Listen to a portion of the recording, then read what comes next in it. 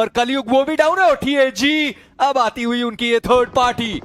लेकिन वो इस जगह पर आकर के ऑब्वियसली अपने लिए भी फ्लैग्स बटोरना चाहेंगे। फ्रैगर को डाउन किया जा चुका है, बट ट्रिस क्या कमाल का प्रदर्शन उस एक खिलाड़ी की तरफ से आया है। डिपेंड करता है यूकेंस और कितने उनके पास, क्योंकि इस समय वही खिलाड़ी बचे रहने वाले हैं। सेलिब्रेशंस थी जरूर, लेकिन सेलिब्रेशंस ज्यादा देर तक रहेंगे नहीं। 2 ग्रेनेड्स और उसके अलावा कोई मोनोटॉप नहीं, लेकिन सामने मल्टीपल प्लेयर्स जैसे ही मूव किए क्रिस को ब्रीदिंग स्पेस भी नहीं मिल पाई। और देखते ही देखते इस समय टीएजी ने भी अपने वार की शुरुआत कर दी है। 4 फिनिशेस इस टीम के पास एजेस पर मौजूद है, पर एक बार फिर से कुछ इस प्रकार से टीएजी के जो प्लेयर्स थे वो आए और उन्होंने यहाँ पर थर्ड पार्टी करी। सबसे पहले जॉनथन, उन्होंने फ्रैगर को गिराया, उसके बाद क्रिस वो ऊपर स्पॉट किए गए थे। उसके बाद हमने कलयुग को यहाँ पर देखा वांटेड, कोशिश कर रहे थे कैसे न कैसे करके अपने प्लेयर को बचाया जाए, पर वो बचा नहीं पाए।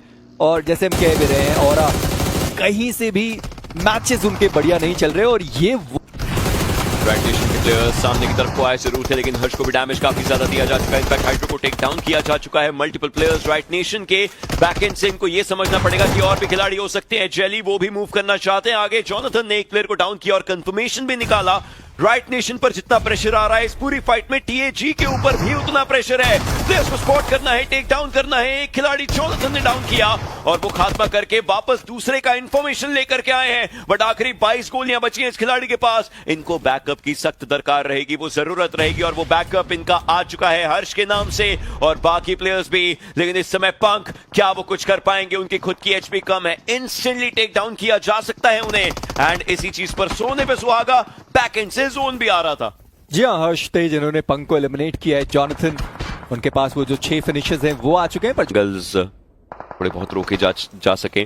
स्टार्टिंग प्लेयर्स शैडो तो बाहर की तरफ को हैं, उन्हें भी स्पॉट करते हुए जॉनथन, जैसे कि आपने बात करी है 6 फिनिशेस इस प्लेयर के हिस्से में। पर अभी भी काम हुआ नहीं है कि वो मौका है जब आप अपना वो अंडरस्टैंडिंग कर सकते हैं। बट एडन की तरफ से शॉट्स आए एंड जॉनथन के सर पे वार किया, हेडशॉट के द्वारा उन्हें डाउन किया गया। चली भी दुविधा में है, रुकने की कोशिश करते हैं तो फिर वर्सेटाइल के प्लेयर उनको आसानी से डैमेज देने वाले हैं।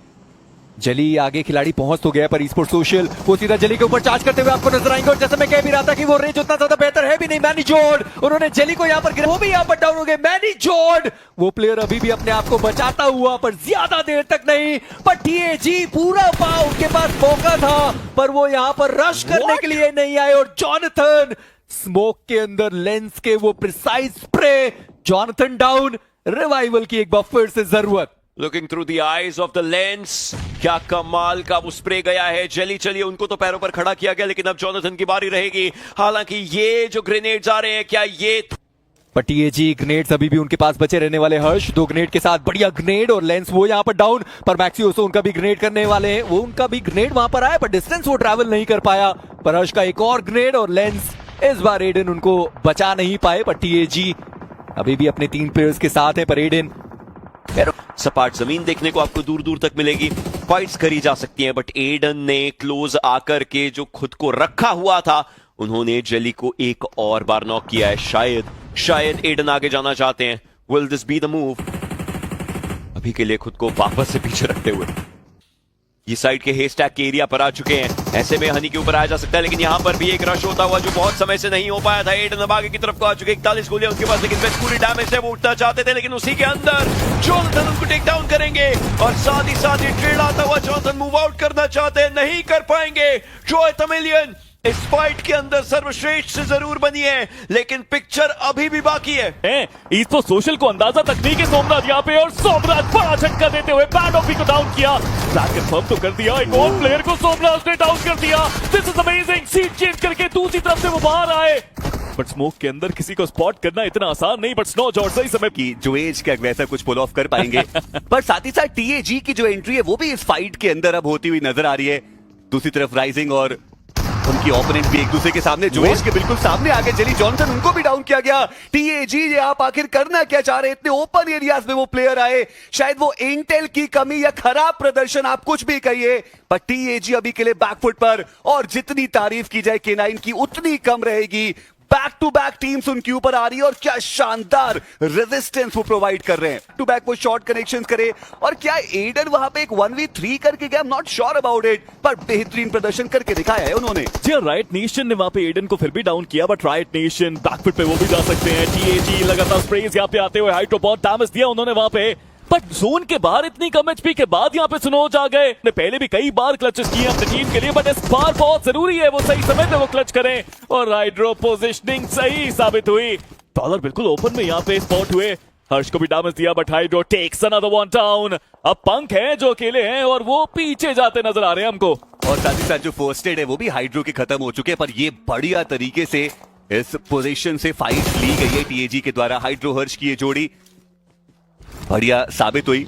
हर्ष अभी भी थोड़ा साइडलाइंस पे ही मौजूद है और अब आगे बढ़ने की आवश्यकता भी पड़ेगी, और वहां पे राइट नेशन के प्लेयर पंक अभी भी मौजूद हैं, पर मुझे लगता नहीं कि टीएजी वो उनकी तलाश में निकले। चलिए रुके वहां पे हर्ष, शायद वो फाइट लेना चाहते, शायद उन्होंने स्पॉट किया, और जी हाँ वो हाइड्रो के बढ़िया कवर फायर्स भी आए और इसी के साथ राइट नेशन उनका जो समापन है वो हमें देखने को मिला। सुनोज जब आगे वो फाइट ले रहे थे 1v1 की, पीछे 3 प्लेयर्स मौजूद थे उनको कवर देने के लिए, उसके बाद भी वो ऐसे एंगल पे गए जहां सामने वाला जो प्लेयर उसके पास एडवांटेज रहा और कहीं ना कहीं वो पूरी तरीके से उस फाइट के कोर्स को बदलता हुआ नजर भी आया है। जी हाँ, काफी बेहतर एफर्ट उनका देखने को मिल रहा है यहाँ पे, but at this point of time और बेहतर करना चाहिए यहाँ पे टीम्स को। टीम एपेक्स गेमिंग थोड़ा सा बैकफुट पे अभी भी जाते हुए जोन को आउटरन करने की कोशिश थी, जोन के अंदर जाने की कोशिश, बट हाइड्रो यहाँ पे बचे हैं। कालान इट्स क्रूशियल फॉर हिम कि वो ये फिर बैकफुट पे ये टीम अब जाती हुई। काफी ज्यादा डैमेज उन्होंने जोन का लिया था, बार बार प्लेयर्स बैकफुट पे गए थे, वापस रिकॉल का इस्तेमाल वहां पे हुआ और टीएजी के बचे हुए प्लेयर्स जो 3 हैं वो अब जोन की तरफ पड़ते हुए, एचपी बहुत कम है, बिल्कुल ओपन एरियाज है, हनी का स्प्रे आता हुआ, हाइड्रो वहां पे डाउन। टीएजी सिर्फ एक प्लेयर जो अपने पैरों पे है, जिनके पास फुल एचपी है, बाकी प्लेयर्स काफी खतरनाक स्थिति में फंस गए, but learn from pass attack नहीं करना चाहते। इट सीम्स लाइक दैट इतना अच्छा मौका फ्रैग्स कंप्लीट करने का और वो दूसरी तरफ चले गए। चीजें हुई किस तरीके से चेंज, आई थिंक अब वो आएंगे, वो शायद एक बार एक बैकएंड पर एरिया देखना चाहते थे, आई थिंक कि वहां से आगे मूव किया जाए, कैसे किया जाए, लेकिन टीएजी को भी एक बार के लिए लगा हो कि नहीं नहीं ये यहां से जाएंगे, लेकिन ऐसा हुआ नहीं। इनफैक्ट एलएफपी के एक प्लेयर को डाउन किया गया, जाएंगे लेकिन ऐसा हुआ नहीं। इनफैक्ट एलएफपी के एक प्लेयर को डाउन किया गया, 2 प्लेयर्स डाउन है, 3 प्लेयर्स डाउन हो चुके हैं। Rio de 5th man just came into play और अब उनको प्रूव करना पड़ेगा खुद को। हर्ष, रियो, ये बैटल एक दूसरे के आमने सामने, हील करने का समय नहीं, एक ग्रेनेड किया जाएगा। हर्ष अगर स्प्लैश डैमेज में भी आया तो भी उन्हें टेक डाउन किया जाएगा, आगे की तरफ को मुड़े एंड हर्ष 4 फिनिशेस इस खिलाड़ी के हिस्से में गए हैं और देखते ही देखते टीएजी ने लर्न फ्रॉम पास्ट को टेक डाउन किया, but no breathing space, no point of error, क्योंकि टीएजी के हर्ष के सामने अगला खिलाड़ी है